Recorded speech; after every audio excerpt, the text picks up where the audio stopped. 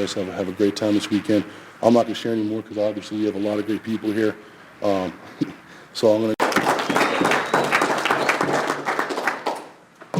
Is it this one or this one? Weird. Hi, I'm Caitlin and I'm an alcoholic. Thank you, Jimmy, for asking me to come out today. My sobriety date is June 17th, 2004. It was 3 weeks after my 21st birthday. Apparently I couldn't handle legally drinking. So it was too much for me. So when my experience with Alcoholics Anonymous started with my mom. She got sober when I was about 7 and has stayed sober since, which I'm really grateful for. So I had a big book in my house growing up, and it had a cover on it with the Serenity Prayer, and so I knew the Serenity Prayer. It was on the book. I never opened the book, but I did read the outside on the cover because it was in my house, and I always thought that was pretty interesting. I was like, God, whatever, I thought it was interesting, the idea of change and controlling things, whatever. But, I came to conventions with my mom. I helped her, set up chairs and all that stuff. And I thought it was cool, I didn't understand anything about what the program was or what alcoholism was. I thought, sober people just hung out and ate chips and drank soda, and just watched movies. It was not a big deal, I didn't understand the backstory. I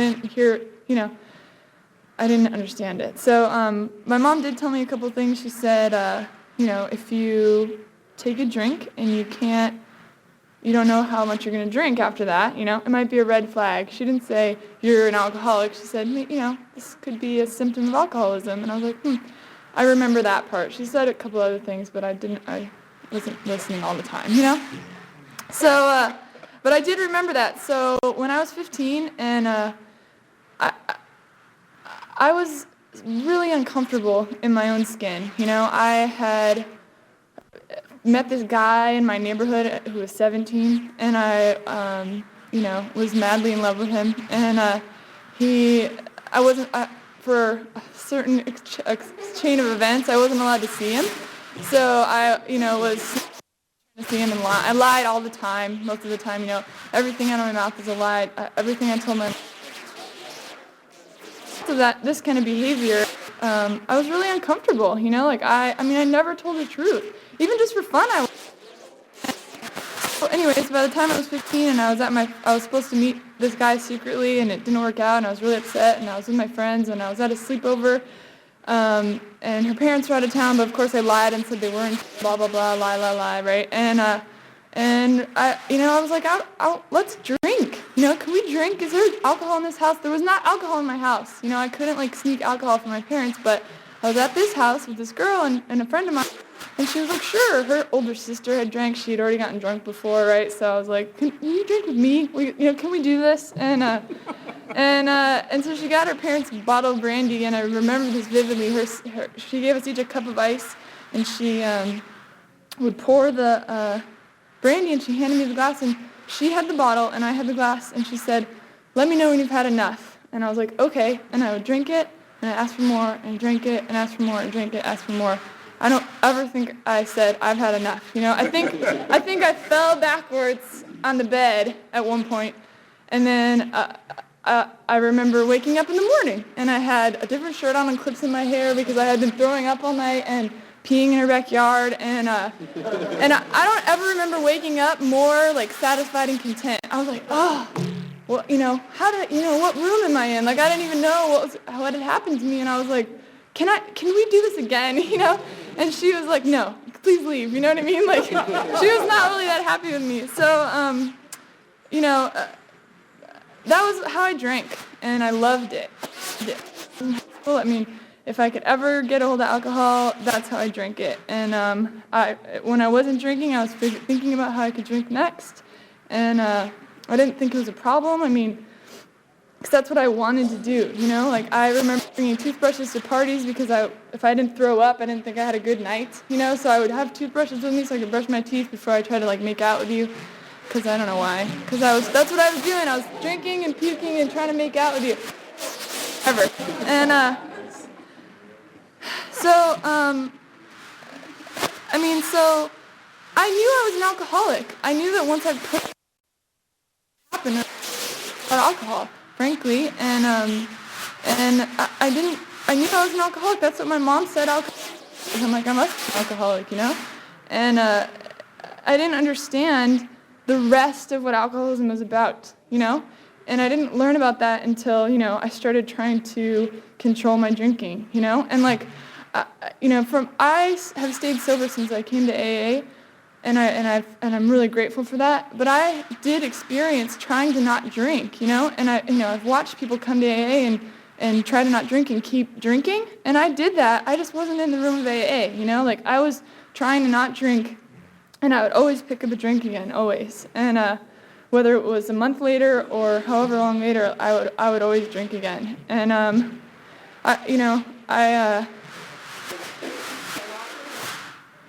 So that was the other part about alcoholism that I didn't know until I got into Alcoholics Anonymous, was that, not only do I not have control, I'm powerless over alcohol in the sense that once I put it in my body, I can't control the amount that I'm going to drink.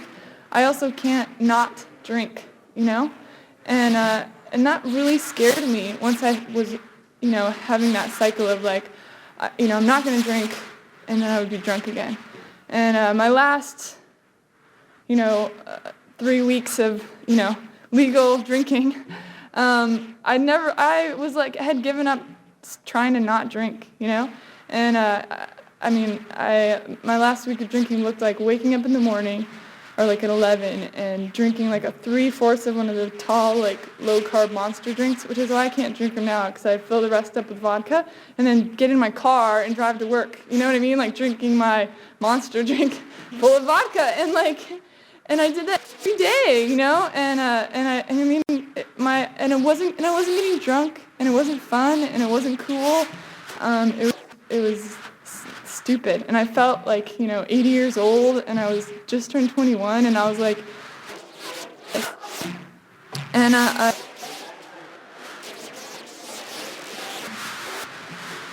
didn't show up to work one night, and I went to a different bar and drank, and I was like, this is. What happened was, I woke up.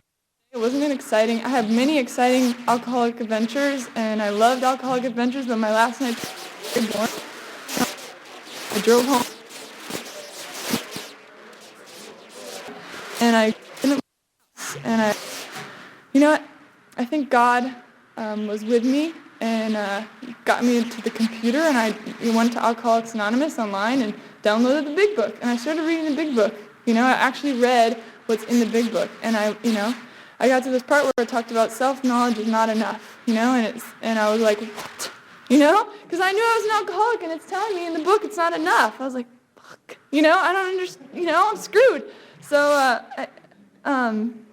so I called central office in my area, and I was like, I wanted to find a women's meeting to go to, because, they thought of my mom, I think, and I was thinking my mom and AA and stuff, and the guy on the phone said, oh, there's a meeting, 15 minutes away from you in about a half an hour, you could go there. I was like, now?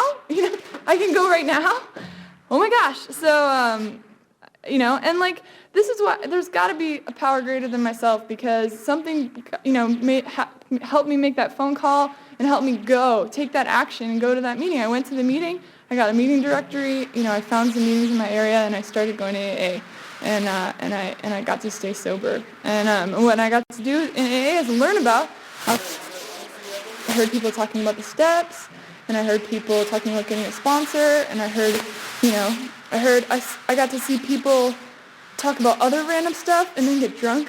And I was like, I want what the people who are staying sober, I want what they have, I want what they're doing, and I heard them have a consistent message, work this through a sponsor, get a sponsor, go to meetings, have a home group, have a commitment, be of service, and so I started to learn about AA, and it was great, and I was just going to women's meetings, and these young women showed up. I have like 1 or 2 minutes left, and they were like, "Oh, would you like to come to a young people's meeting?" And I was like, I was kind of afraid of boys. I didn't really want to deal with them because I had done all this shit. I just was so afraid of how I felt around them because of all the shame that I had. And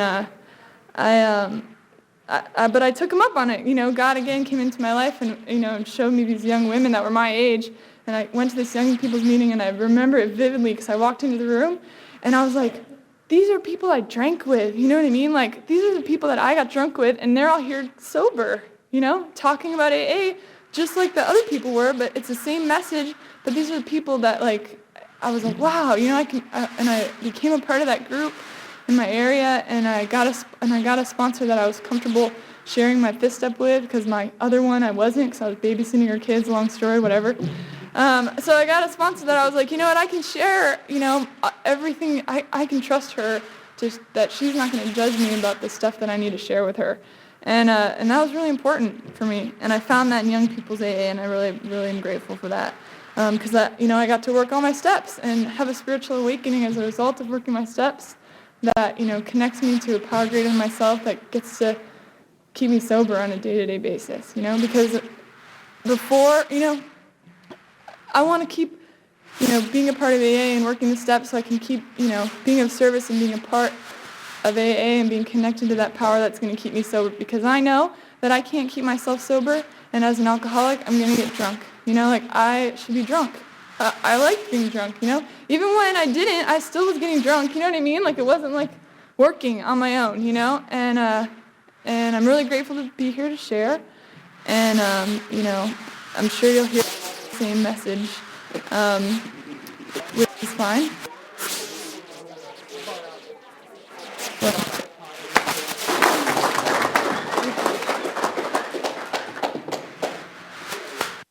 Speaker's mic.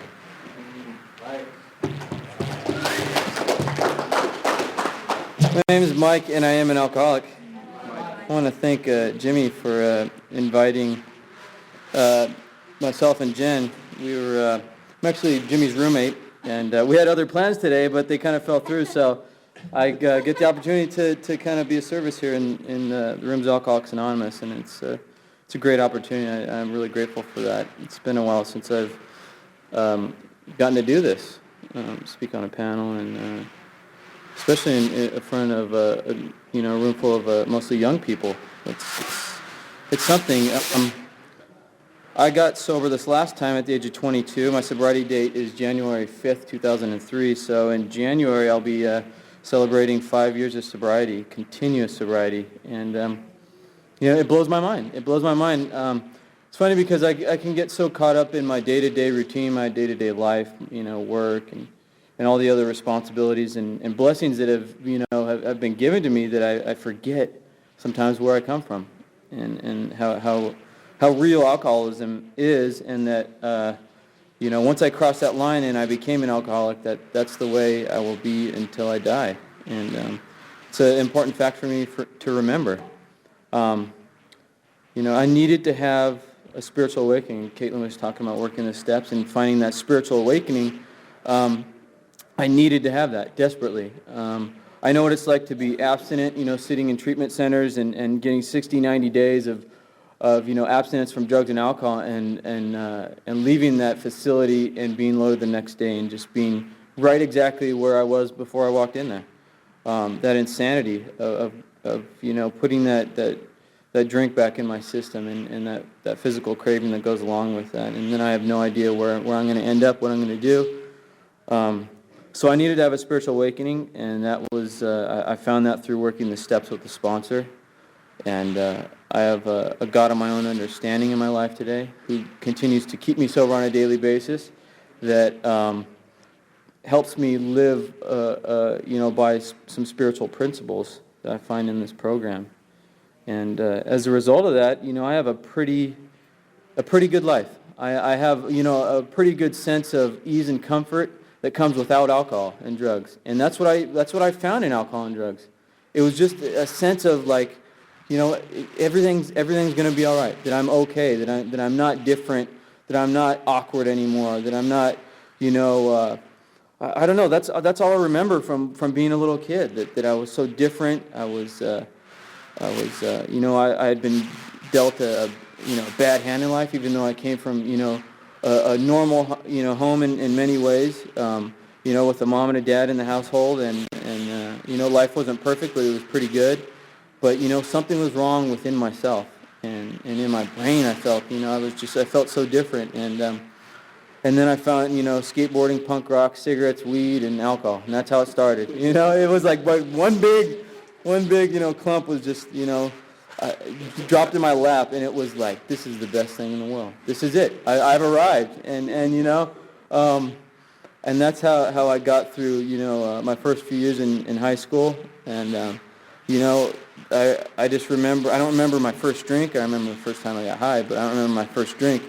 But what I do remember is that it became a daily thing. I mean, my kind of MO with alcohol was the cheaper the better. Malt liquor was my favorite. King Cobra, Old English, Steel Reserve, Pabst Blue Ribbon, whatever. It's like that was me. And I continued to find other ways of escape through hallucinogens, huffing. And then I arrived with speed, and then speed was kind of, methamphetamine was just kind of like, it opened the floodgates of kind of insanity for me. I identify as an alcoholic because alcohol was there day in and day out, no matter what. But speed kind of, I don't know if it sped up the process of me getting into these rooms, but it definitely raised the consequences in my life. And that's part of the reason that drove me into these rooms at such a young age. I was 19. I just turned 19 the first time I went to a treatment center, and I was homeless, living in a park. I'd been kicked out of my parents' house again, and had no ability to hold down a job or even get a job. So it was the first time I had called out for help, and I called my parents up, and they had heard of a treatment center up in Pasadena called Impact, and I got in there, and it was a pretty hardcore program. I mean, from not knowing anything about a 12-step program and anything about sobriety, it was kind of like they just throw you right in the middle of it, and you better get a sponsor and start working the steps, and you got a caseworker, and you go to 15 groups a day, and you're up at 5:30 in the morning, and it was kind of funny because.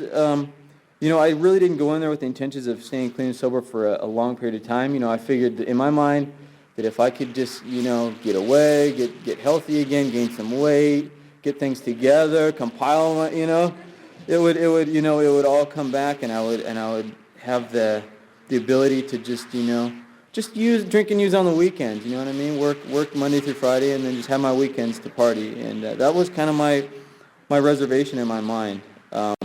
But, I was thrown in this situation where it was either, sink or swim, and you either do the program as it's outlined, or you can, hit the road. And I was able to do that. I was able to get a sponsor. I was able to do, writing assignments for my caseworker and go to groups and get up early in the morning and do all these, jump through all these hoops that they had us do. And because I was in this, this structured environment. And but it was really, I was lying to myself and everyone else. I got kicked out of there after just over 80 days, and the next day I was loaded again, and I was right back where I had left off. And over the next 6-8 months, I was back in. I think I went through 3 other treatment facilities. It was 60 days here, and then I'd get kicked out, or I'd leave, and I'd get loaded, and it was just the same cycle. And they offered the same solution.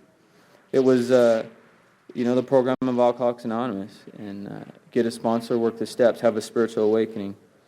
And I don't know why the last time was the last time. I actually went, that last treatment center, I got a sponsor, I worked the steps. I started to get a life. I moved into a sober living after I graduated the program. I got a job. My first, job in sobriety was working at Toys R Us during the, the holiday season, which was just like, it was kind of a humbling experience for me, because that's not the job that I had envisioned, for myself, working at Toys R Us. But it was what God had put in front of me. And so I took that, and I started to get a life. I started to get a host of friends. I got a home group, and I started meeting some people. That's where I met Justin and Jimmy, and over at the Burbank group. That's where I was living at that point. And life started to show up, and I guess I stopped doing the things that are suggested you do around here, and I wasn't praying, and I wasn't,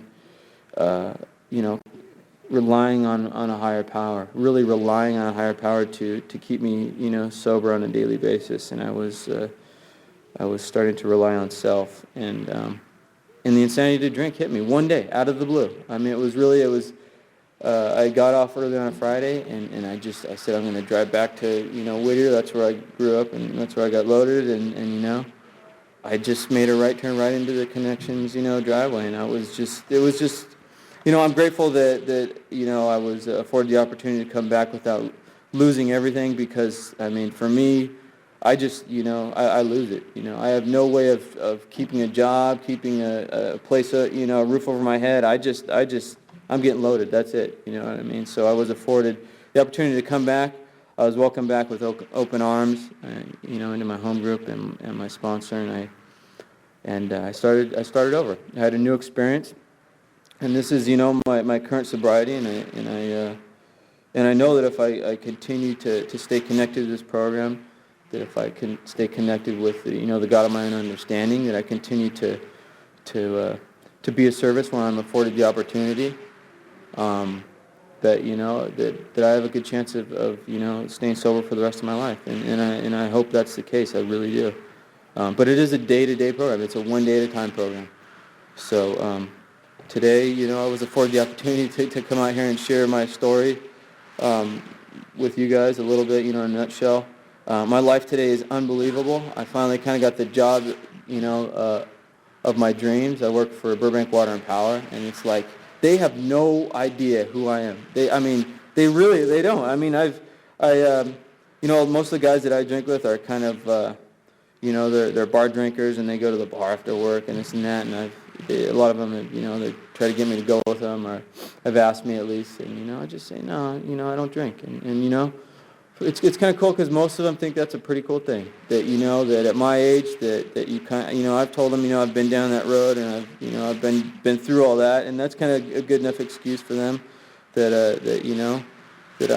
I'm just here I'm here to work, and I'm here to live my life, and, it's, I've been afforded just, an amazing life so far, and, I really give credit to this program, Alcoholics Anonymous. I mean, it's, I don't know, I took a little bit of action, and the rewards that I've been blessed with are just, beyond my wildest dreams. So I know that if I can do it, there's no reason anyone else can. So thank you, Jimmy, for asking me to come out and share. That's all I got.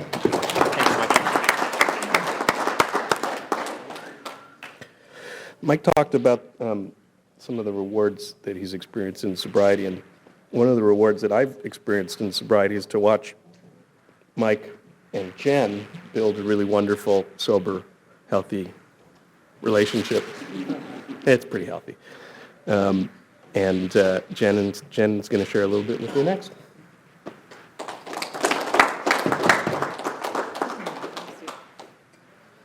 Hello, Jennifer Alcoholic. My sobriety date is October 13th, 2002, and I was 26 years old. 26 years old. So I had some good bar time in that. 5 good years of bar time. A little bit before that, but not really, because I very, very full of fear. Very full of fear. Like, I was that kid. Remember you had to sell those candy bars in school? I was that kid. I would take my little brother with me and go and make him go and knock on the door and ask him, because I was way too scared to talk to people. Couldn't pick up the phone. And so fear, it was like just, I can see my whole life blanketing fear, and fear kept me from coming to AA, because I was afraid that I would be uncool. I was afraid I wasn't going to have any fun, and I was afraid I was going to have to read the Bible and stuff. So I was like, no, I don't want to do that. I'm just going to be miserable and wake up in my own puke every day. It's cool. It's cool. I didn't drink very much in high school because I was too afraid. I was too cheap, really. I was too cheap. I wanted to go buy tapes and records and CDs and stuff. I didn't want to buy beer. Plus, yeah, records, cool. And my friends, I hung out with people who didn't drink in high school. Yeah, I know, weird, right? So I'm very influenced by people around. But the handful of times I did, I blacked out every single time. Every single time. I remember the first time I got drunk, I was 14, and it was beers, you know? You had like 4 or 5 blackout. Don't remember. Puke, you know? 15th birthday, went to the mall. We drank like 3 bottles on the way back. I stumbled in the door of my party. My mom's all, happy birthday, puke. She, of course, being the good mother, took pictures of me as she cleaned me off in the shower and everything. I'm and showed me the next day, look, you want to do some more of that? But like Caitlin, my mom and my brother got to the program before me. And I mean, that's God working in my life because, you know, in high school, me and my brother, he was a freshman and I was a senior, he would pour Jim Beam and Coke to go to school in the morning. And I really just didn't think anything of it, you know? And you could smell it. It was one of those big, you know, big gulp cups. And I was like, you know, whatever.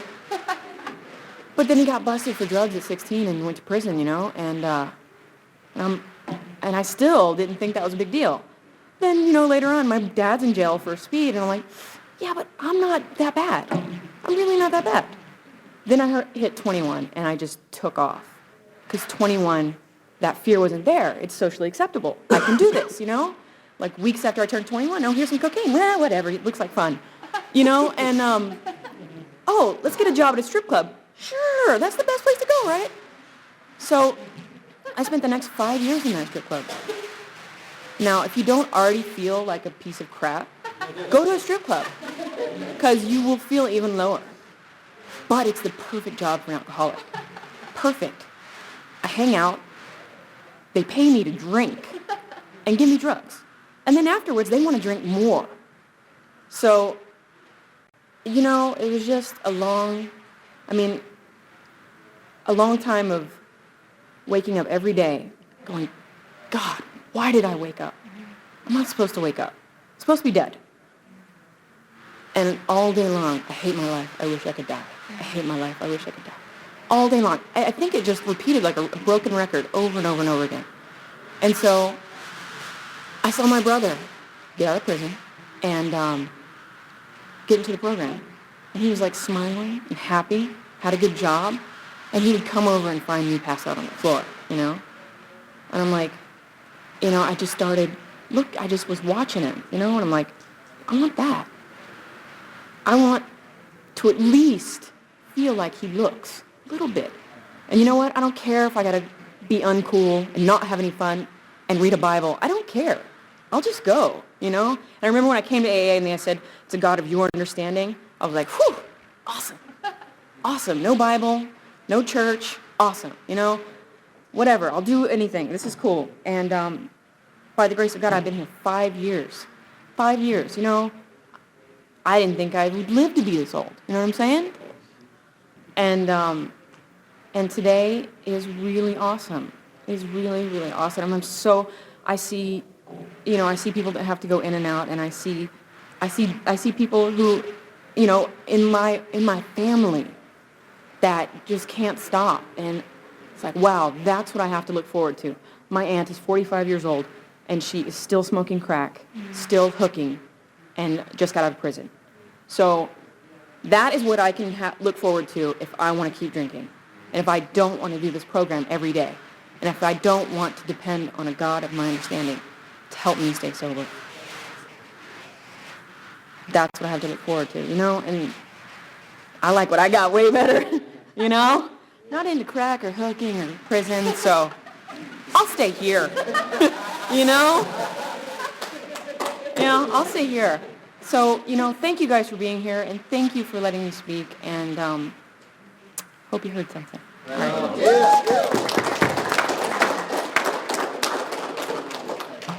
Justin?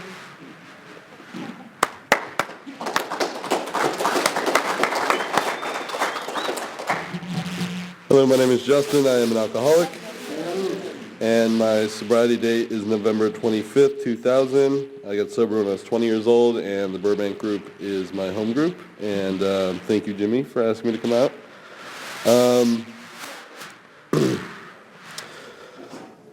So I like to say that I got sober on accident. It was by mistake. That didn't mean to get sober. I didn't come into Alcoholics Anonymous like because I thought my drinking was a problem. I didn't come into AA because I wanted a new way of life or a friend. Yeah, I called a woman that, and you know, there's.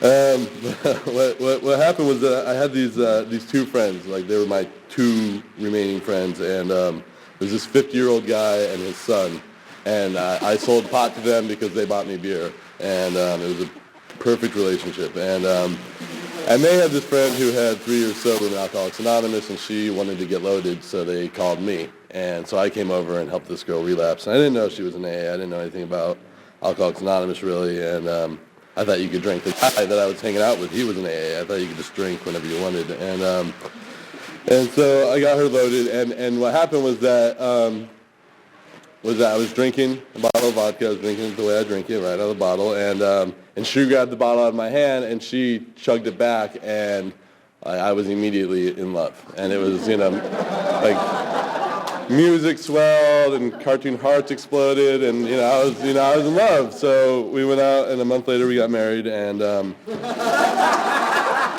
we proceeded to have an alcoholic marriage, which consisted of getting drunk and fighting, and getting drunk and fighting, and breaking things, and getting drunk and fighting and breaking things, and that's basically what I did for a year. And that was a lot more exciting than what I'd been doing previous to that, because I'm a very, like Jen talked about that fear, I'm a very fearful person, and I don't like people in general, and I like to drink alone, and I drank by myself mostly, and I would only drink with people if that was what I had to do to get drunk, was be around people.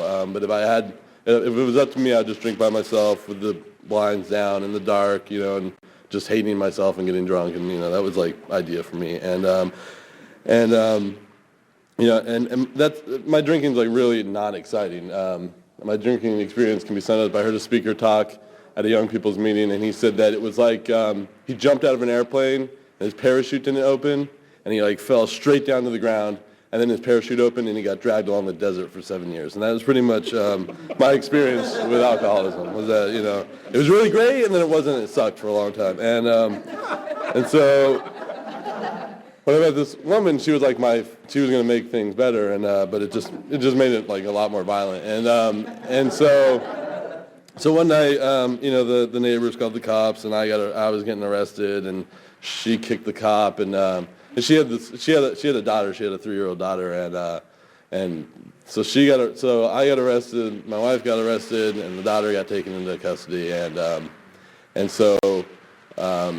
There wasn't really any charges, but we had my wife had to go to Alcoholics Anonymous in order to get her daughter back. That was part of the court ruling, and I had a little bit of experience with 12-step programs as a kid. My mom was in a different 12-step program, and I remember going to meetings with her when I was young, and I remember that there was cookies and that there was creepy guys that hit on her, and that was like all I remembered about 12-step programs. It was always like creepy guys that would hit on her, or it was like guys that did like construction, and they were like networking, and like so it was networking and like singles, and that was what 12-step programs were about in my mind. And so when she got sent to AA, I was like, I'm gonna come with you, and I'm gonna be your support, and I'm gonna, you're very sick, and I'm gonna help you get through this hard time, and I'm totally okay, and it was fear. I came into Alcoholics Anonymous because I was a petty, jealous, insecure man, and I found out that I was also an alcoholic. And I went to a meeting. I heard a speaker. I heard Ted S.,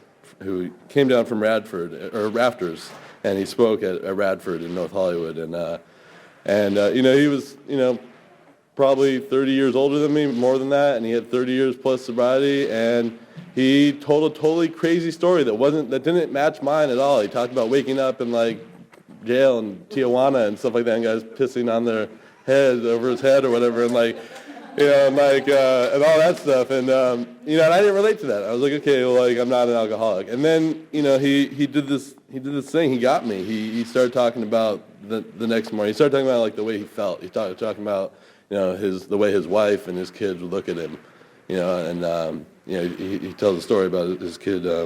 Asking about him being sick and and how that affected him, that he was sick, and he talked about the way, just that remorse and that incomprehensible demoralization, and And he described exactly how I felt every single morning. You know, like no one else had ever talked about that like that. And he nailed it to a T. And you know, and I went to another meeting and the same thing happened. And actually, I went to the rafters and I heard the same thing happen.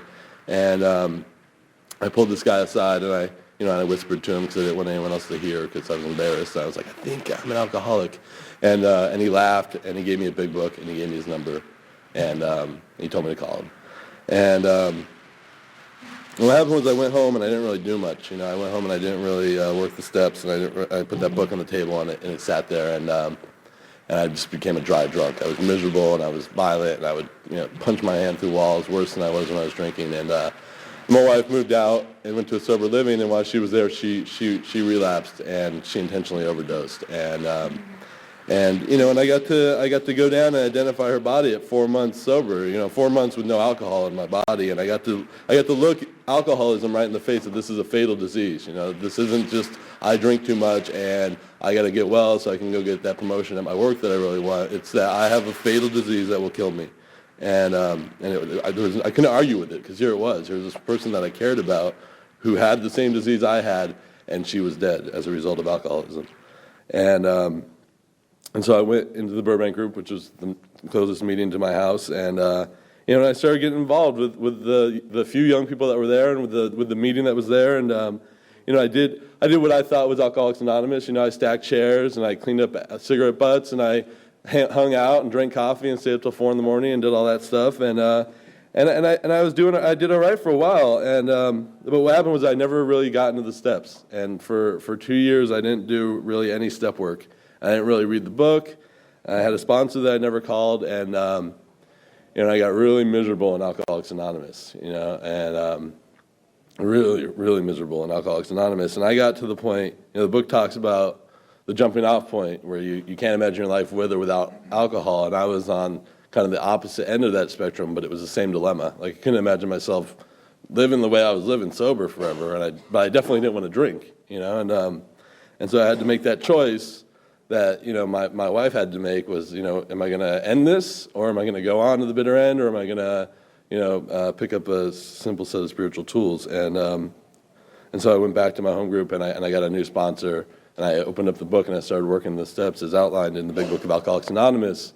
And what happened was what it promises. I had a spiritual awakening as the result of the 12 steps of Alcoholics Anonymous, and And immediately, the moment I started putting willingness into my work in Alcoholics Anonymous, the more willing I became, the better my life got. Just the simple things. I woke up easier. I went to sleep easier. I felt better. I treated people better. And it's really easy being sober in Alcoholics Anonymous. There's not a whole lot required of me. It says that in working with others that I'm supposed to burn the idea in the consciousness of every man that he can get well no matter what, as long as he cleans house and trusts God. And that's it. That's what I need to do to get well, is clean house and trust God and then help others. And that's all it is. I was speaking at a meeting last night, and I was telling the story that a buddy of mine tells. He got sober in Seattle. And they, when he was really new, these old guys took him out to this bridge in Seattle with a bean, and they were they put it on the ground. They're like, if you're willing to go to any length, then you're going to push this bean across this bridge with your nose. And he was like, really? And they're like, yeah, you're not going to stay sober unless you do it. And so he got down on his, he was really desperate, and he got down on his hands and knees. And as soon as he started to do it, they started laughing, and they picked him up. And they said, no, not really. You don't got to do that. And let's go through the book. That was what they really, that was all they really needed from him, was him to go through the steps, and that's all that's required. I just got to come in here and do the work and then take other guys through it. And my life is more than I could have ever asked for, I'm in love with Alcoholics Anonymous more than I've ever been in love with anything else in my life. And, I'm just incredibly grateful to be a member of Alcoholics Anonymous. And, I'd like to say that I shouldn't be alive or whatever, but I don't think I'm that lucky. I think I would totally be alive right now if I was drinking and be miserable and be hating myself and still have the blinds drawn, and still just be drinking myself into oblivion. Going on to the bitter end. And I don't have to do that today. I have an amazing life. I have an amazing family. I've gotten to see my brother and my sister both come into the program and get sober. And, you know, I've gotten to see my family kind of come back together and unite as a sober, like, program family, you know, and just having all these friends. You know, I love all these guys on this panel. And it's, you know, it's just truly a gift just to be sober and a member of Alcoholics Anonymous. And with that, thank you for letting me share.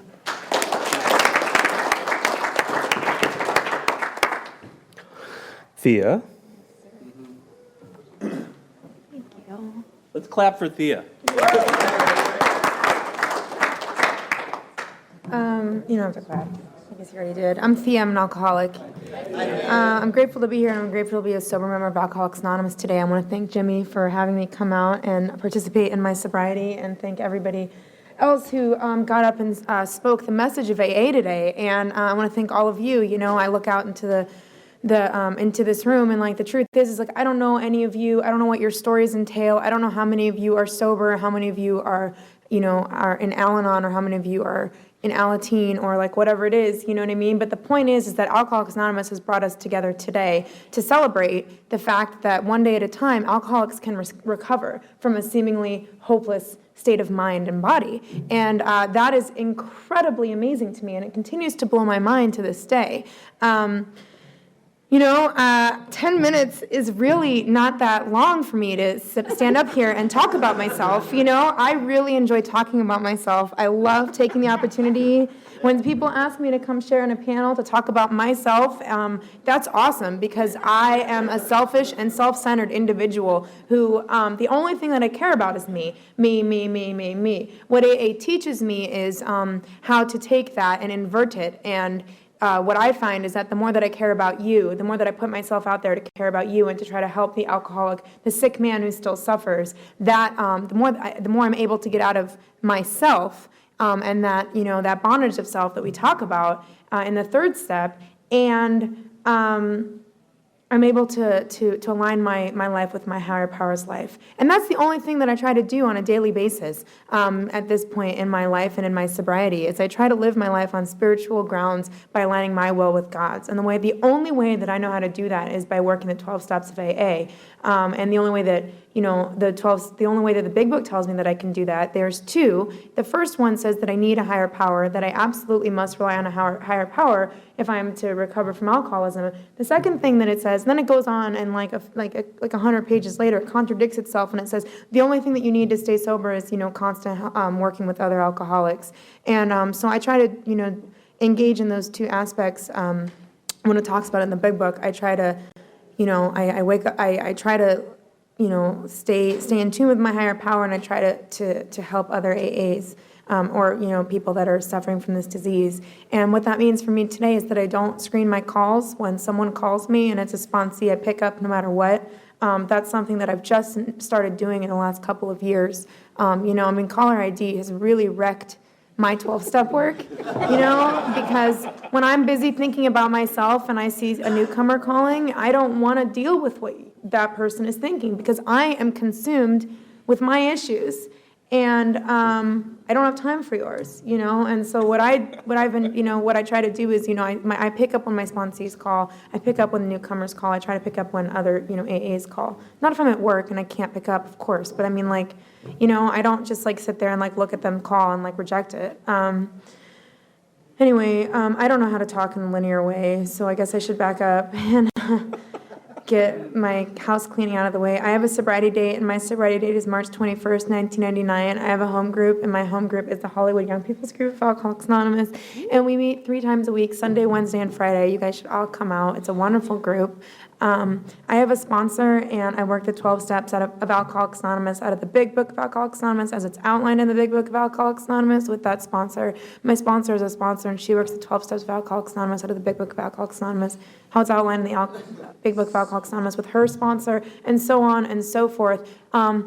that's all that I know. When women ask me to take them through the steps, what I do is I sit down and we open the book, and if there's a question, we answer it, and if there's a direction, we follow it. That's how I got sober, and that's the only thing that I know how to do. I don't know, I only have my experience, I only have my story. I can't give you yours, I can't give you your recovery, and that breaks my heart, I really want to be able to give all of this amazing stuff that I've found in AA and all these promises that have come true in my life as a result of working the steps. I want to give it away. Literally, I want to be able to package it and make some material thing that I can put a big bow on it and give it to you, because I see people come into meetings all the time. I see young people come into meetings every single day and not get it.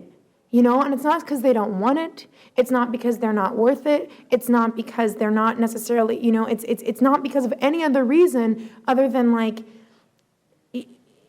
don't know. I don't know what it is, but it makes me I might be that they're not doing the work, but I got to tell you, I see people come here and try to do the work, and they just keep getting loaded. And that was me, I got sober when I was 16 years old. I was in high school. I'm 24 now. And I came to AA for a year before I was able to get more than a week sober. I was 5 days drink, Monday through Thursday I was fine, and then Friday night came and I was just loaded, and I don't know how it happened. And I wasn't even a chronic newcomer because I was just always drunk. I would go to the meeting on Monday night and raise my hand, as a newcomer every day, for a year. And I knew that I was an alcoholic, and I couldn't stop drinking. I could not stop drinking, and I was doing a lot of things that might have added to that. I really liked to go to the meeting and stand outside the meeting and smoke your cigarettes and flirt with the boys from the treatment center. And when I did go inside the meeting, I always created a really big scene so that people knew that I was entering the room. I was very noisy and loud. I was not the cute 16-year-old newcomer. I was obnoxious, pain in the ass, rolling your eyes when they walked in the room, when I walked in the room. People did not want me around. And I would get up and walk around during the meeting, walk behind the speaker, go to the coffee table, flirt with the coffee boy, go into the bathroom 6 times to check my makeup. Oh my God, my makeup was out of control. And, and then these, the women of AA would, come up to me and be when you get up in the middle of the meeting and you walk around, you're missing the message, and that was definitely my experience. I was still drunk all the time, and Justin and I have a very similar story. And, I moved to Los Angeles, a little over 2 years ago. I got sober in Oakland, that's where I'm from, and,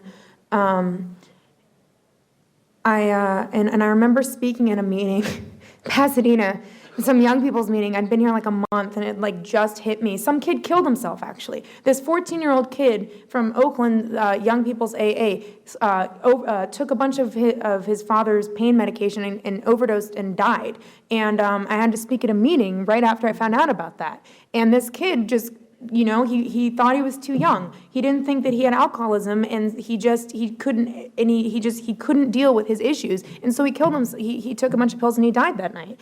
And I had to go speak at this meeting, and it was this wake-up call where I was oh my God, I'm not living in the Bay Area anymore. And I actually, when I found out this kid died, I walked out of my apartment in Los Angeles and got in my car and was gonna go drive to my friend's house.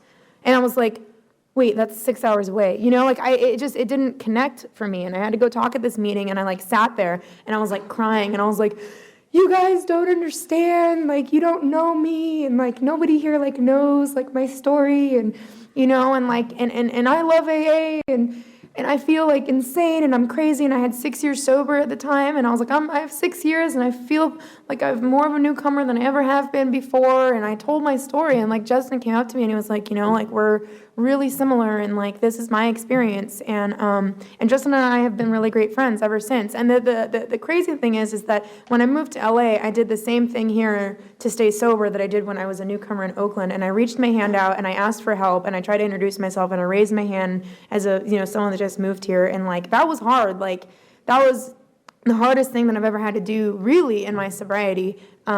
And I can sit up here and I can tell you stories about all these people, because I took those suggestions and I put myself in the middle of Los Angeles AA, and I love Los Angeles AA, and like I think, my sobriety has been dependent upon it for the last 2.5 years that I've lived here, and so what time is it? What time do I go till? Like, it's like a minute left. To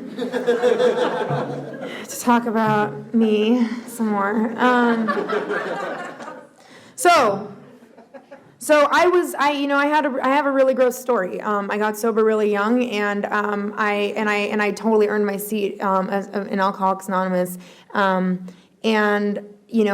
did, and what that meant is that, at the age of 12, 13 years old, that I was putting myself in situations the normal 12-year-old and 13-year-old girls don't put themselves into. I would put myself into, in places where, I have hands where I don't want them and pillows over my mouth, and things are going on that I'm totally aware of, and then I'm putting myself willingly in these situations because this is how I get loaded, and these are the people that give me what I need. When I was 14 years old, I had a boyfriend that was much older than me. I don't know how old he was, but he was a lot older than me. For years, I said that he was 27, and then a couple, maybe 6 months ago, I realized that was a lie. I don't know. It was just some arbitrary number that, I had, put in my head, I'd, given him in this age, and, I believe, and I was like, yeah, that's how old, for, the last 8 years of my sobriety, I've been, saying this, that actually, I don't know how old this guy was, but he was a cripple, he'd been shot, and he was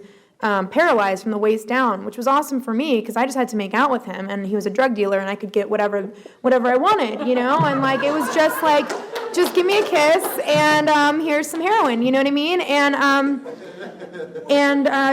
Because when you're a 14-year-old intravenous drug user like I was, you have to be really creative because mommy's wallet really can't support your $100 drug habit every day, and that's where my drinking and drug use took me. I would black out and wake up on AC Transit, which is the bus system, and I would be in East Oakland, which is just imagine the worst part that you could come to. And, I'd come to, I'd have blood all over myself, and I wouldn't know if it was mine. I'd look for cuts to see if it was mine, vomit in my hair. Most of the time it was mine, and I would just get off the bus and hitchhike home with some trucker and do it again, and what happened for me, I had a similar situation as Justin. I had this one girl that I rolled with, and one day she, she overdosed, and I put her in the bathtub because I had seen the doors, and I knew that, that's what you did. You were supposed to put someone in the bathtub if they OD'd, and so I did, but I didn't know. I was 15. I didn't know that you were supposed to turn them on their side,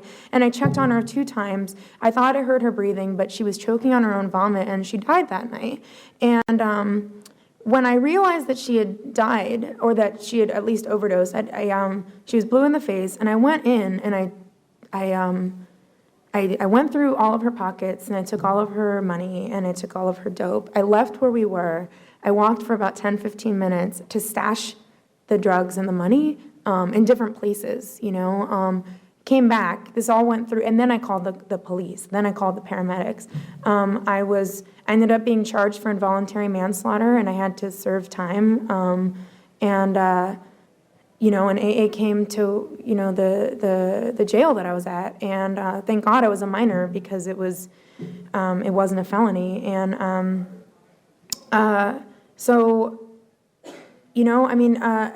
then when I got out of jail,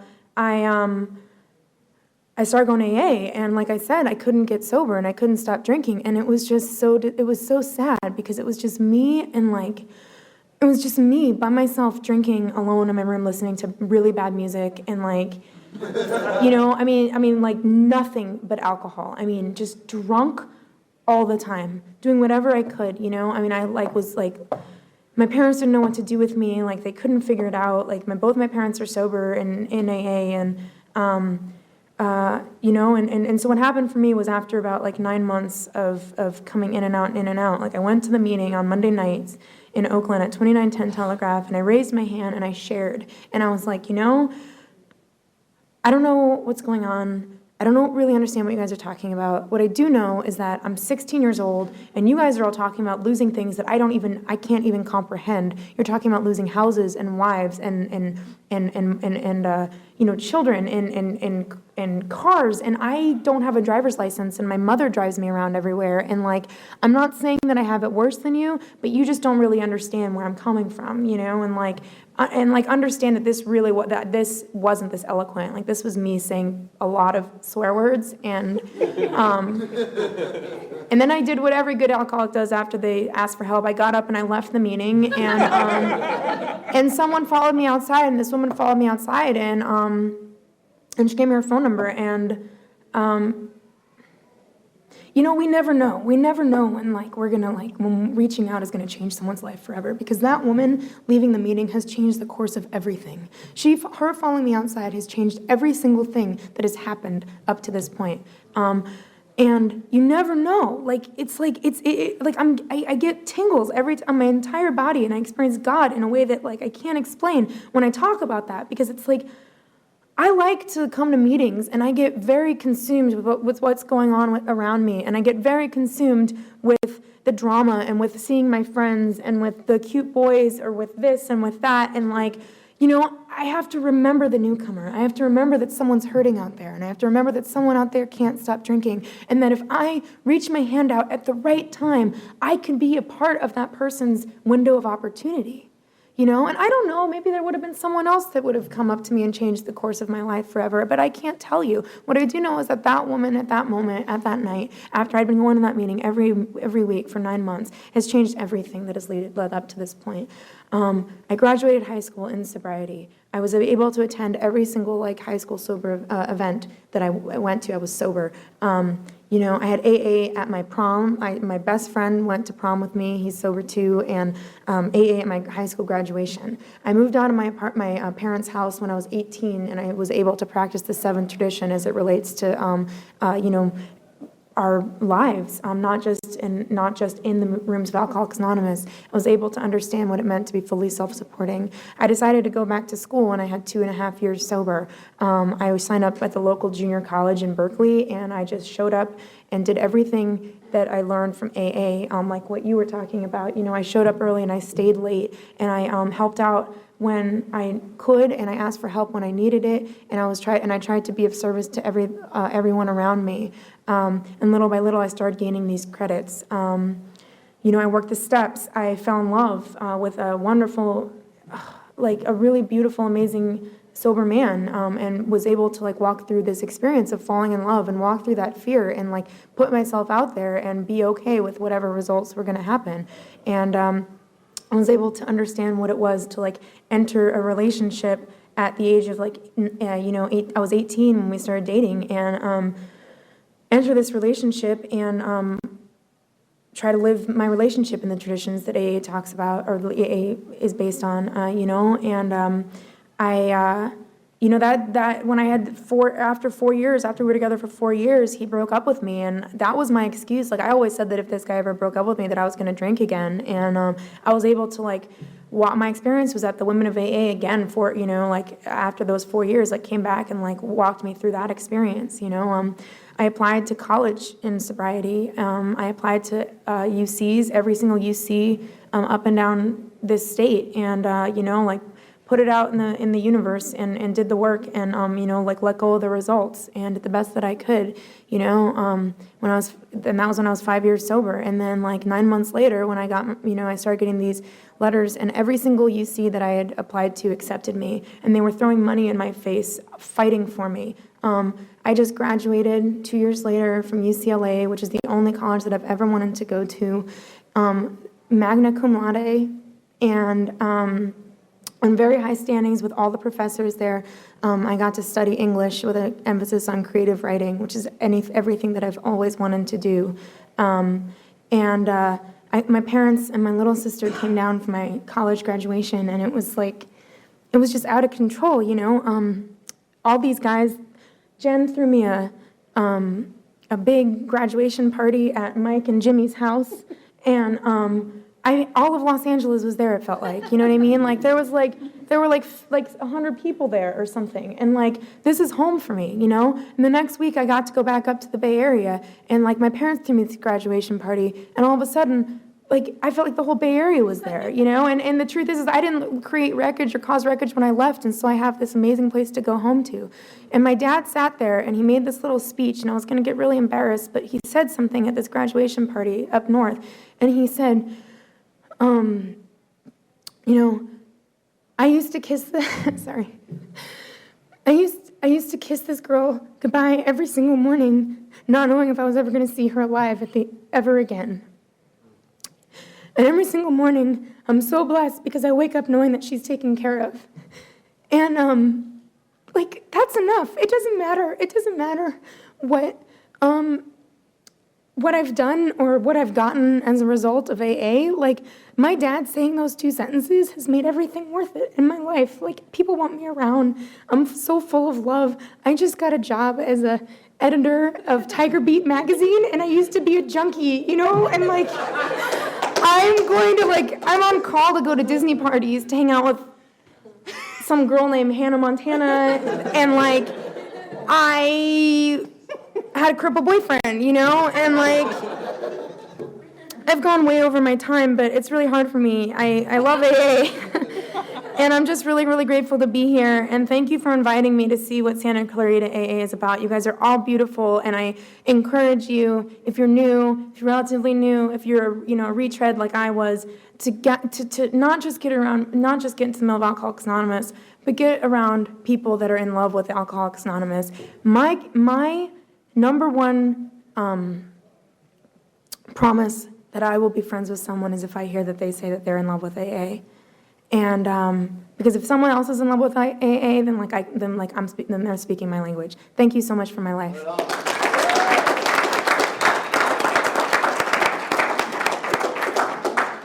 I'm in love with AA. Jimmy Moss, alcoholic. I'm going to give you a couple minutes because I want you to remember what Thea said and what Caitlin said and what Justin said and Jen and Mike, because they're much better speakers than I am. But I do want to explain why some creepy old dude is up here at a young people's meeting. I probably should be out there with everyone else. I'm 41 years old. I came to Alcoholics Anonymous July 7th of 1983 at the age of 16. I had just gotten out of the emergency room of Suburban Hospital in Cleveland, Ohio, where I had been checked in the middle of a blackout. I came out of this blackout strapped to the bed. I had my life flash before my eyes, and I had this whole rush of feelings and pictures of my life, and then I was at complete and total peace. And everything was great. My mind was quiet, and I was just blissful. And I was ready to go. This little tiny thought popped into my mind and said, time to go. And I was ready. See, because at that point in my life, when I would realize I was awake in the morning, my first thought was, I just want to see who was going to walk in.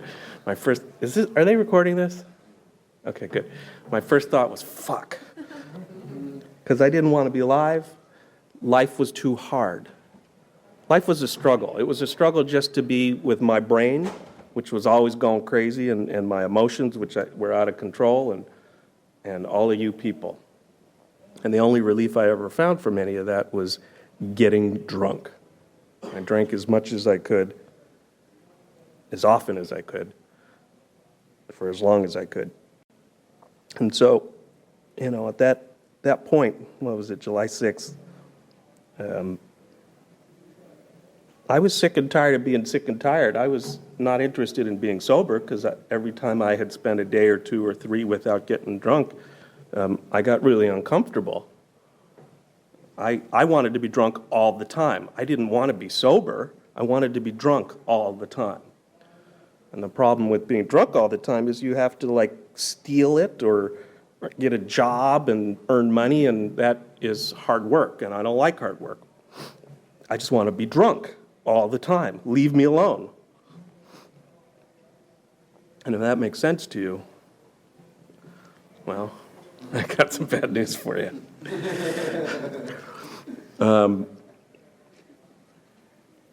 And so I had this experience, my life before my eyes, and the peace and the sort of warm feeling, and I didn't die, and I was really pissed. I was really pissed. And what happened was I went to Alcoholics Anonymous, which really sucks. I'm not going to take a whole lot of time because it's a long story, but I didn't drink and I went to meetings because that's what the lady at the drop-in youth center told me to do. She said, 28 days in treatment program in Minnesota or Alcoholics Anonymous. And in my mind, like I said, I wanted to be drunk. And so treatment to me sounded permanent because I'm an idiot. I didn't realize it was only 28 days. But it sounded permanent, like they're going to do something and then you're not going to drink anymore. And I thought AA was the easier, softer way. And so I came to AA, and 24 years later, I'm still here. And it's a good thing that I stayed, because I had no idea how sick I was. I had no idea that there was a chance that I could have the incredible life that I have today, that my heart could open and grow to the place where I can actually have people like this in my life and appreciate them,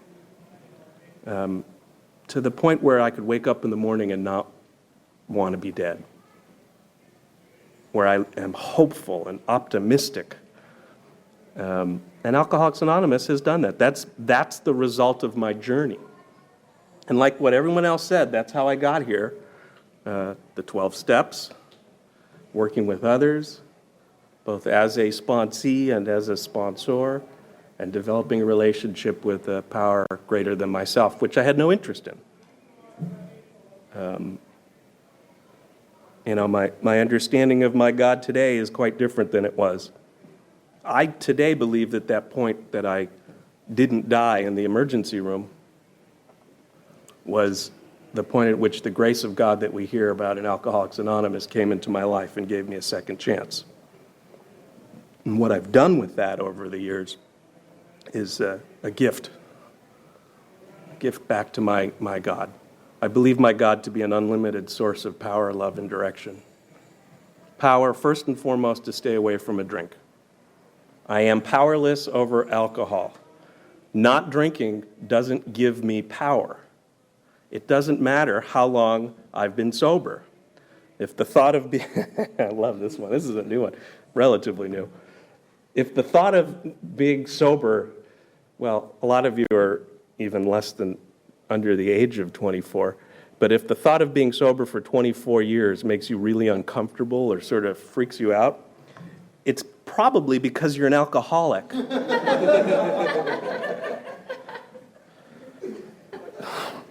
Sorry. To me, it's a wonderful thing from where I stand today. But my God is an unlimited source of power, love, and direction. Power to stay away from the first drink, because that's the one that always got me. That's the one that makes me go, everything's going to be okay. Power to get out of bed in the morning, power to go to work, power to stop when the light turns red, power to face the day, and an unlimited source of love. So I don't have to run around to people, places, and things and demand or charm them into making me okay, because my God is an unlimited source of love and direction. Today I know what to do. Stop the car when the light turns red. Basic stuff. It's usually right in front of me. And I get filled up with the love and the power and the direction. And the only way that I get to feel that flow through me is if I make a connection with whoever's in my moment. And it doesn't matter whether I'm in AA or whether I'm with my family or whether I'm at school. If I am in the moment connected to my source and connected to who's in my moment. I feel that flowing through me. I have to clean out the channel through the inventory process, but in exchange, I get to be at peace. My mind is mostly quiet, and I have a lot of joy in my life. I didn't want any of those things when I got here. I sound like the people that I used to make fun of when I came to AA. But the reality is that I'm really, really comfortable with my life. And in order to stay this way, I have to keep doing, keep giving, and keep coming back. I have always been very comfortable in young people's meetings, and I will always have young people's groups and young people's meetings as part of my sobriety. I also am very comfortable in big people's AA. But they're not always so comfortable with me, because I've been sober longer than most of them, and I'm younger than most of them. So you are my people, and I'm really glad that I was asked to come out and to put together this amazing panel. Thanks to Ryan, and thanks to Mr. Mike McCann, and thanks to all of you.